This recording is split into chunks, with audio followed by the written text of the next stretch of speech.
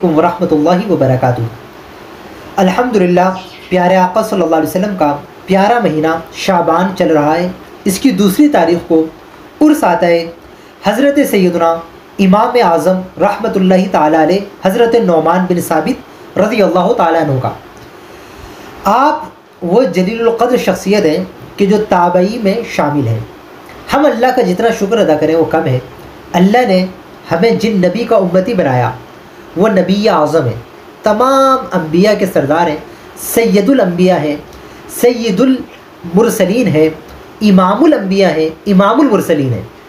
इसी तरह अल्लाह ने हमें जो पीर दिया, जो वली दिए, तो वो गौसे आज़म, तमाम वलियों के सरदार, इमाम अता फरमाए जिनके हम मुक़ल्लिद, वो इमाम आज़म रहमतुल्लाहि ताला अलैह।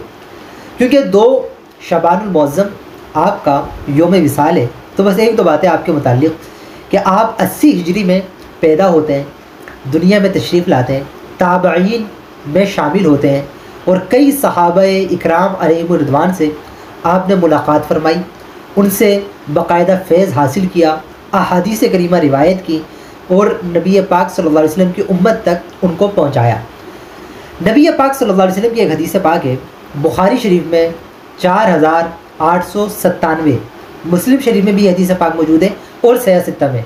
हदीस तवील है, मुख्तसर उसका जुज़ ये, हज़रत अबू हुरैरा रिवायत करते हैं कि मेरे आका सल्लल्लाहु अलैहि वसल्लम ने इरशाद फरमाया, हज़रत सलमान फ़ारसी रज़ियल्लाहु ताला अन्हु को पकड़ कर कि एक शख्स होगा इनमें से, यानी कि फ़ारस में से, फरमाया अगर इल्म सुरैया सितारे पर पहुँच जाए, यानी आसमान की बुलंदियों पर हो, तो फरमाया एक शख्स इनमें ऐसा होगा जो वहाँ भी पहुँच जाएगा, यानी इल्म में इतनी बुलंदियाँ वो पार कर लेगा। और वो थे हज़रत इमाम आज़म रहमतुल्लाहि ताला। कई मुहद्दिसीन ने ये इरशाद फरमाया कि ये इशारा है कि एक शख्स होगा और वो फ़ारस में से होगा और वह हज़रत सैयदना इमाम आज़म हो। आपका नाम वैसे नौमान है, आपके वालिद का नाम साबित है और आपकी कुनियत अबू हनीफ़ा या अबी हनीफ़ा रहमतुल्लाहि ताला अलैह आप हैं। आपके मुताल्लिक़ आपका इल्म और आपका तक़वा और आपकी तहारत, हर मामले में आप आज़म हैं। तक़वे में देखें तो कोई सानी नज़र नहीं आएगा, इबादत में देखें कोई सानी नज़र नहीं आएगा, इल्म में देखें तो है ही आप अपने ज़माने में बेमिसल व बेमिसाल हज़रत सैयदना इमाम आज़म।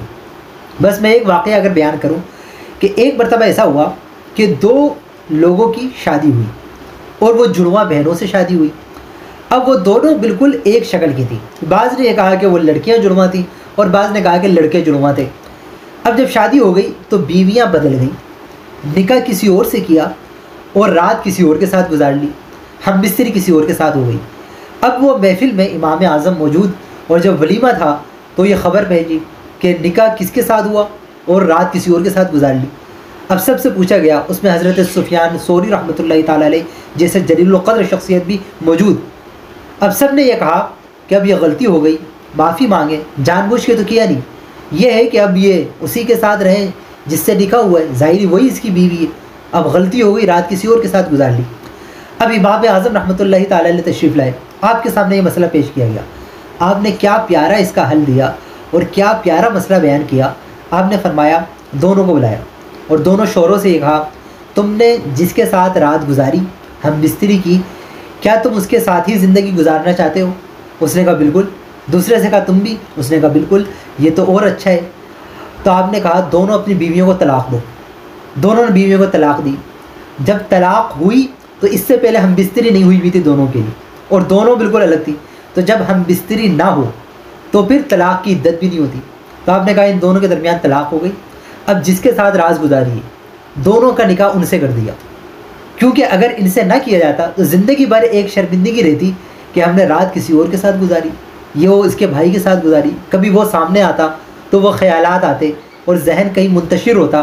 तो हमेशा के लिए आपने ये दरवाज़े ही बंद कर दिया। जो किसी की जहन में नहीं आया वो हज़रत इमाम आज़म रहमतुल्लाहि ताला अलैह ने इरशाद फरमाया।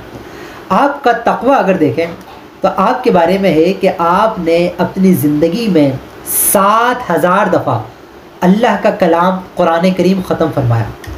ऐसा कुरान पढ़ते थे और ऐसी मोहब्बत करते थे कि कुरान करीम को 7000 दफ़ा पढ़ना आज हमारी ज़िंदगियाँ गुजर जाती हैं। कितने ऐसे भी मिले और मिलते रहते हैं جو یہ کہتے ہیں کہ ہم نے قرآن نہیں پڑھا ہوا، مر جاتے ہیں اور ایک مرتبہ قرآن نہیں پڑھتے، کچھ پڑھتے بھی ہیں تو بہت کم پڑھتے ہیں، لیکن یہاں اپنے وقت کے امام ہیں، ہزاروں علوم میں مصروف ہیں، لیکن پھر بھی عبادت کو وقت دے رہے ہیں، رب کی بندگی بھی حق ادا کر رہے ہیں بندگی کا۔ یہ ہیں اصل بندے جو پیارے بندے ہوتے ہیں اللہ کے، اور انعامات کا نزول ہوتا ہے، رحمتوں کا نزول ہوتا ہے جن پر، وہ امام اعظم رحمۃ اللہ تعالی علیہ۔ 4000 اساتذہ تھے آپ کے، 4000 اساتذہ سے علم حاصل کیا آپ نے، اور وہ کیسا علم ہوگا کہ جو بھی علم تھا اس میں آپ اعظم کہلائے، اور آپ کا کوئی ثانی آپ کے وقت میں موجود نہیں تھا، اور تقوی کا یہ عالم تھا کہ بس آخری بات یہ کہ ایک مرتبہ یہ ہوا کہ امام اعظم رحمۃ اللہ تعالی علیہ نے کسی سے قرض لیا۔ جب قرض لیا تو آپ دیکھا گیا کہ دن میں آپ تشریف فرما ہیں اور وہاں جا رہے ہیں، اور وہاں پر آپ کھڑے ہوئے ہیں اور دھوپ ہے اور دیوار کا سایہ بھی آ رہا ہے، لیکن آپ سائے میں نہیں بلکہ دھوپ میں کھڑے ہوئے ہیں۔ تو آپ سے یہ کہا کہ حضرت دھوپ میں کیوں، سائے میں کھڑے ہو جائیں۔ تو آپ نے کہا نہیں، میں سائے میں کھڑا نہیں ہوں۔ فرمائے کیوں؟ فرمائے اس لیے کہ میرے آقا صلی اللہ علیہ وسلم نے ارشاد فرمایا کہ جب کوئی کسی کو قرض دے تو اس سے کوئی نفع حاصل نہ کرے۔ فرمایا میں نے اس کو قرض دیا ہے تو اس کی دیوار کا سایہ بھی اگر میں نفع حاصل کروں تو مجھے گوارا نہیں ہے، میں یہ نفع حاصل نہیں کر سکتا۔ تبھی آپ کا وہ مقام تھا کہ دوسرے جتنے بھی امام تھے سب نے امام اعظم کی فضیلتوں کو تسلیم کیا۔ جیسے امام شافعی، ایک کتاب ہے مناقب الامام اعظم رحمۃ اللہ تعالی علیہ، بلکہ مناقب الامام ابی حنیفہ کے نام سے، تو اس میں صفحہ نمبر 27 پہ امام شافعی رحمۃ اللہ تعالی علیہ کا ایک قول ملتا ہے کہ امام شافعی ارشاد فرماتے ہیں کہ فقہ میں اگر کسی کو علم حاصل کرنا ہو تو وہ امام اعظم یا آپ کے اصحاب کو مضبوطی سے تھام لے۔ فرمائے کیونکہ فقہ میں سب کے سب امام اعظم کے خوشہ چین ہیں، یعنی ان کے محتاج ہیں۔ فرمایا ان کے بغیر کوئی فقہ میں مہارت حاصل نہیں کر سکتا، اگر فقہ میں مہارت حاصل کرنی ہے تو امام اعظم کا قدم پکڑنا پڑے گا۔ اسی طرح امام شافعی کا ایک قول ملتا ہے، آپ فرماتے ہیں اگر امام اعظم یہ کہہ دیں کہ یہ ستون سونے کا ہے اور ہو مٹی کا، فرماتے ہیں امام اعظم کے پاس ایسے دلائل ہوتے ہیں کہ وہ اس کو سونے کا ثابت کر دیں گے، اور ہم لوگ اگر اس کو مٹی کا ثابت کرنا چاہیں تو نہیں کر سکیں گے، لیکن امام اعظم اس کو سونے کا ثابت کر دیں گے۔ اللہ نے ایسی فقاہت عطا فرمائی ہے امام اعظم کو۔ اسی طرح بہت بڑے امام ہیں حضرت جنہوں نے سنن ابی داؤد لکھی ہے، امام ابو داؤد کے نام سے مشہور ہے۔ آپ کا ایک قول ملتا ہے اسی کتاب میں آگے، آپ نے ارشاد فرمایا کہ امام اعظم بے شک امام ہے، اِنَّ ابی حنیفۃ کان اماما۔ فرمایا بے شک امام اعظم امام ہے، سب کے امام ہیں۔ محدث ہو کر بھی یہ فرما رہے ہیں کہ ہمارے حدیث میں بھی امام اعظم کو دیکھا جائے تو وہ امام ہے۔ تو اللہ کریم ان کی قبر انور پر کروڑا کروڑ رحمتوں کا نزول فرمائے، اور آج کثرت سے ان کے لیے اصحال ثواب کریں، اور خود بھی علم دین کا شوق حاصل کریں، اور تقوی و طہارت بھی ان کی اتباع میں حاصل کریں کہ ہم بھی متقی بنیں، پرہیزگار بنیں، اور صحیح معنوں میں علم حاصل کرنے والے اور علم پھیلانے والے بنیں۔ آمین یا رب العالمین۔